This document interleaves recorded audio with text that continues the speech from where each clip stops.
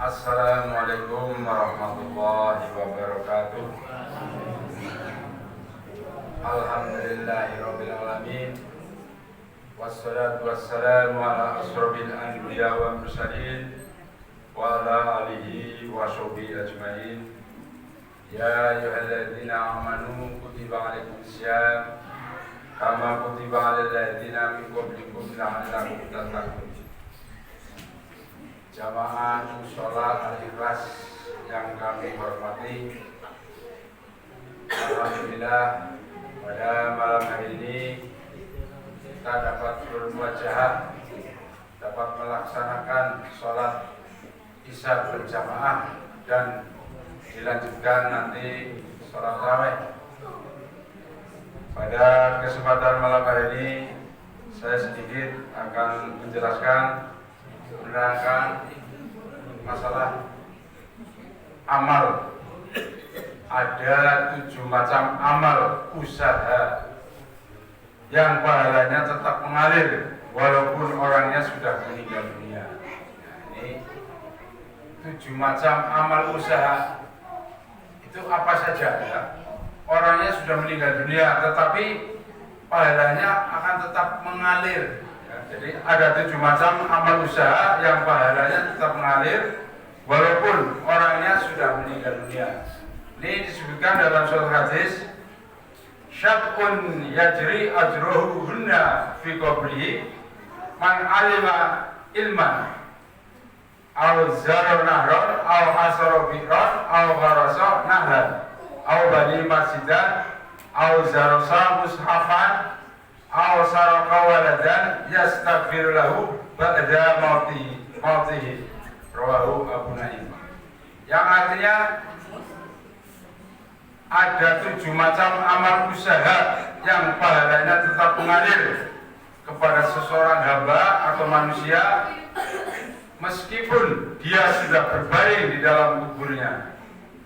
Yang pertama, mengajarkan ilmu pengetahuan yang bermanfaat, ilmu pengetahuan umum, ilmu pengetahuan agama. Ya. Ini dia memberi pelajaran kepada santrinya atau anak buahnya. Nah, ini orangnya sebagai guru meninggal dunia tetapi ajarannya diteruskan oleh murid-muridnya. Ini mengajarkan ilmu pengetahuan yang bermanfaat. Ini ilmu pengetahuan apa saja, mungkin bisa keterampilan, ya, keterampilan untuk usaha dagang, yang mengajarkan akhirnya anak itu, orang itu bisa usaha sendiri, keterampilan usaha dagang, keterampilan apa saja, ya. Itu yang pertama. Yang kedua, mengalirkan air atau sungai tanahnya untuk membuat jalan. Mengalirkan air sungai tanahnya untuk membuat jalan. Mungkin biasanya di perumahan atau di rumah-rumah kan minta aliran air saja kan sulit. Tapi kita sebagai rukun, adanya rukun tetangga, silakan ya dialirkan melalui depan rumahnya, mungkin kan bisa ditutup atau dikasih gorong-gorong, apa dikasih paralon dan sebagainya. Jadi dengan adanya rukun tetangga di situ mengalirkan air sungai tanahnya untuk membuat jalan, ini pahalanya tetap mengalir walaupun orangnya sudah meninggal dunia yang memberikan itu. Yang ketiga, menggali sumur. Menggali sumur untuk umum. Zaman dulu menggali sumur biasanya sumur itu untuk diambil airnya rebutan, ya. Di mana-mana ya, dia mendirikan sumur, misalkan di sumur di sini. Nah, airnya banyak sekali mengambil di situ, ya, karena airnya banyak sekali. Nah, ini termasuk pahalanya tetap mengalir. Jadi tadi menggali sumur untuk umum, membuat sumur, ya. Kemudian yang berikutnya, menanam pohon-pohon kayu, ya, menanam pohon-pohon, misalkan menanam pohon mangga, ya, bermacam-macam pohon, ya, buahnya bisa dibagikan kepada masyarakat di situ, mungkin sebagian bisa dijual, termasuk buah-buahannya bisa diamalkan, termasuk menanam pohon atau kayu atau yang bermanfaat. Yang kelima, mendirikan musola atau masjid. Nah ini biasanya kalau orang kaya atau yang mampu atau bersedekah, kita punya uang untuk mendirikan musola atau masjid. Biasanya kalau orang kaya itu ya sendiri, ya kalau kita sebagai orang umum ya bareng-bareng mendirikan musola atau masjid. Nah ini saya amal kayunya, saya amal batanya dan sebagainya. Nah terus setelah itu masjid atau musola sudah jadi, kemudian orang tersebut meninggal. Ya, nah ini pahalanya tetap akan mengalir. Kemudian mewariskan kitab suci Al-Quran. Nah ini mewariskan kitab suci Al-Quran, misalkan di waktu masih hidup dia beli Al-Quran, ditaruh di musola di sini, kemudian Al-Quran itu dibaca untuk umum.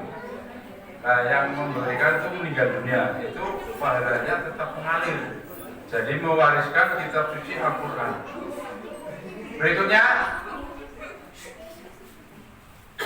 meninggalkan anak-anak yang memohon ampun baginya sesudah dia meninggal dunia, termasuk anak soleh. Anak kita punya anak soleh, ya. Di sini yang dimaksud anak soleh, mendoakan kepada kedua orang tuanya. Kalau dia orang tua sudah meninggal dunia, kita doakan. Bagaimana cara mendoakannya? Nah ini sambil sholat mendoakan, atau sholat dan ngaji, biasanya ngaji Yasin, ya. Nah itu ditujukan kepada orang tua. Nah ini termasuk anak soleh yang mendoakan kepada kedua orang tuanya yang sudah meninggal dunia. Ini termasuk anak soleh, ya. Jadi habis sholat doa memohon kepada Allah, ngaji Yasin, kemudian ditujukan kepada almarhum, mendoakan supaya dia dimasukkan di surga atau diampuni dosa-dosanya. Nah, ini 7 amal macam usaha yang paling atau mengalir kepada seseorang hamba meskipun dia sudah berbaring di dalam dunia, pahalanya tetap mengalir.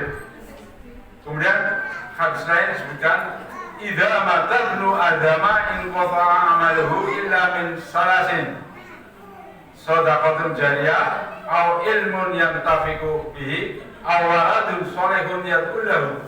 Yang artinya, apabila anak Adam atau manusia mati, putuslah amalnya kecuali karena 3 hal. Nah, ini apabila anak Adam manusia mati, putuslah amalnya kecuali karena 3 hal, yaitu yang pertama sedekah jariah. Ini sedekah jariah, ya.